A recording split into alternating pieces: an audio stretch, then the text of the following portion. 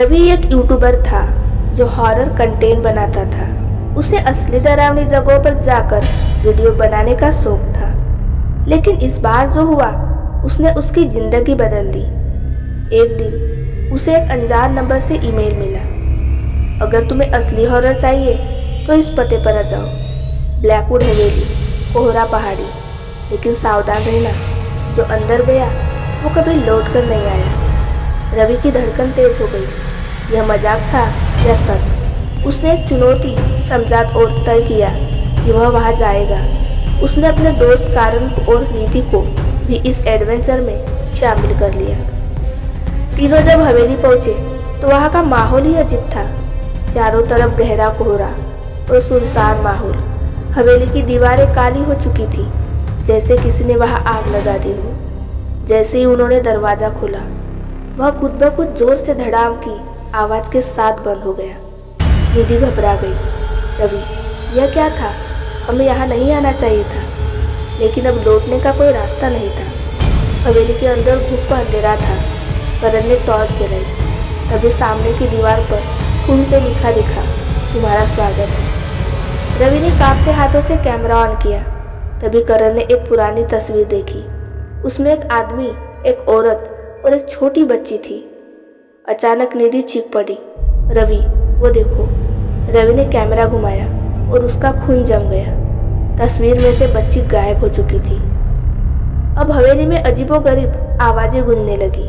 किसी के कदमों की आहट, धीमी धीमी हंसी, कोई फुसफुसा रहा था। करण, ये जगह ठीक नहीं लग रही, निधि कांपते हुए बोली। तभी दरवाजे से जोर से धड़ाम से बंद हो गए। करण ने हिम्मत करके दरवाजा खोलने की कोशिश की, लेकिन वह हिल भी नहीं रहा था। और तभी निधि के चेहरे का रंग उड़ गया।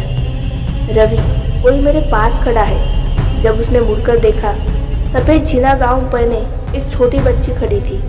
उसकी आंखें काली थी और उसका चेहरा पूरा जला हुआ था। निधि के मुंह से चीख निकल गई।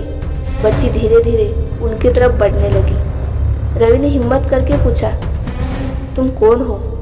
बच्ची ने ठंडी डरावनी आवाज में कहा, मेरा नाम आरोही है। इस हवेली में मुझे और मेरे परिवार को मार दिया गया था। रवि की रूह कांप गई। किसने मारा? बच्ची की आंखें खून जैसी लाल हो गई। जिसने तुम्हें यहाँ बुलाया है। तभी पीछे से एक काला साया उभरा और एक गूंजती हुई आवाज आई, अब तुम सभी मेरे साथ रहोगे। कमरा कांपने लगा। दीवारों से खून टपकने लगा। निधि बेहोश हो गई। करण को ऐसा लगा जैसे कोई उसे पीछे खींच रहा हो। रवि ने निधि को उठाने की कोशिश की। तभी आरोही की धीमी आवाज आई, भागो अभी। रवि और करण निधि को लेकर भागे। हवेली के दरवाजे फिर से खुद ब खुद खुल गए। वे जैसे तैसे बाहर निकले और भागकर अपनी कार तक पहुंचे। जब वे सुरक्षित जगह पर पहुंचे तो उन्होंने अपने कैमरे की रिकॉर्डिंग चेक की। जो उन्होंने देखा उसने उनकी सांसें रोक दी। वीडियो में साफ दिख रहा था, रवि, करण और निधि के अलावा एक चौथा साया भी उनके साथ था। आखिरी फ्रेम में सिर्फ एक आवाज आई, अब तुम्हारी बारी है। इसके बाद कैमरा खुद ब खुद बंद हो गया। रवि ने यह फुटेज कभी यूट्यूब पर अपलोड नहीं की, लेकिन अगली सुबह उसके लैपटॉप पर एक ईमेल था, ब्लैकवुड हवेली में वापसी के लिए तैयार रहो। इस बार तुम्हें पूरी सच्चाई जाननी होगी। रवि ने कांपते हाथों से कंप्यूटर स्क्रीन की ओर देखा। स्क्रीन पर वही जली हुई बच्ची की तस्वीर थी और वह उसे घूर रही थी।